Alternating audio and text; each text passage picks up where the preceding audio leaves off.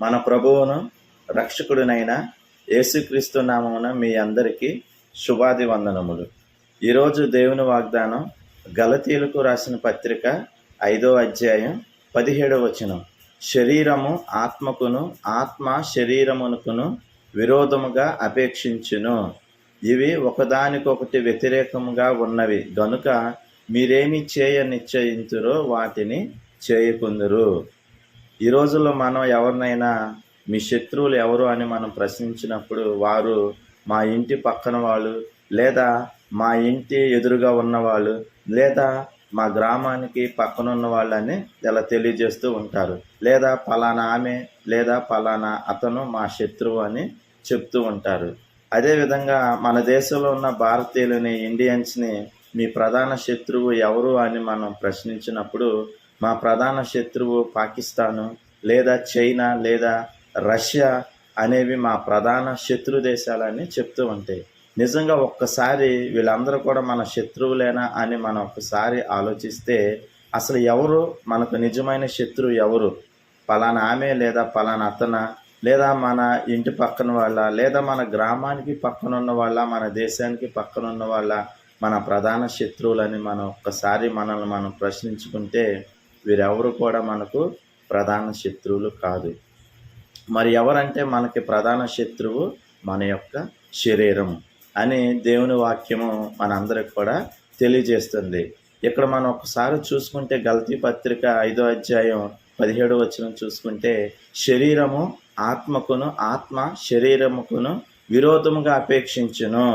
అవి ఒకదానికొకటి వ్యతిరేకముగా ఉన్నవి గనుక మీరేమి చేయ నిశ్చయించురో వాటిని చేయకుందురు. అవునండి, శరీరము ఆత్మకును, ఆత్మ శరీరముకును వ్యతిరేకంగా పనిచేస్తాయి. అవును, చూడండి, మనం చక్కగా ఉదయకాలమందు లేచి దేవునికి ప్రార్థన చేయాలనుకుంటాం, కానీ ఆత్మ కోరుకుంటుంది ప్రార్థన చేయాలని, కానీ శరీరం మాత్రం దానికి సహకరించదు. లేదు, ఇంకా కాసేపు పడుకుందాం, ఇంకా కాసేపు విశ్రాంతి తీసుకుందాం అని దేహం కోరుకుంటుంది.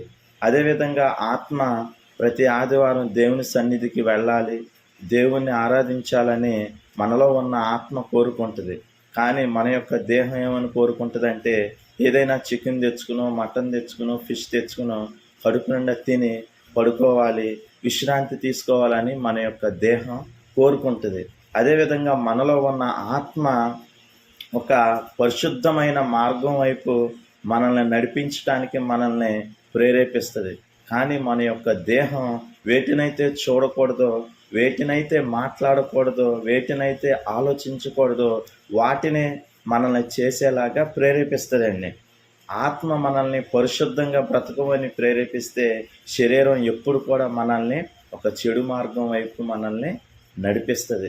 మరి చూడండి, ఎవరు మనకు ప్రధాన శత్రువు అంటే మన ఇంటి పక్కన వాళ్ళు, లేదా పలానా అతను, లేదా పలానా ఆమె మన శత్రువు కాదు.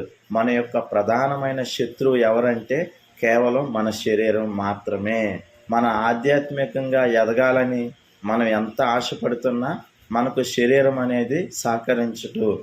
కాబట్టి నా ప్రియ సహోదరి, సహోదరుడా, నీ ప్రధాన శత్రువైన నీ శరీరం నీ అధీనంలోకి రావాలంటే నీవు ప్రతిరోజు కూడా ఏదో ఒక రూపంలో దేవుని పని అనేది చేస్తూ ఉండాలి.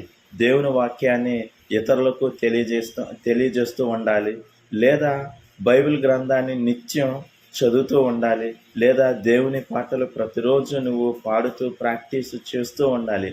ఏదో విధంగా నువ్వు దేవుని పని చేస్తూ శరీరాన్ని నీ యొక్క ఆధీనంలోకి తెచ్చుకోవాలి. నీ యొక్క ప్రధానమైన శత్రువైన శరీరాన్ని జయించగలగాలి.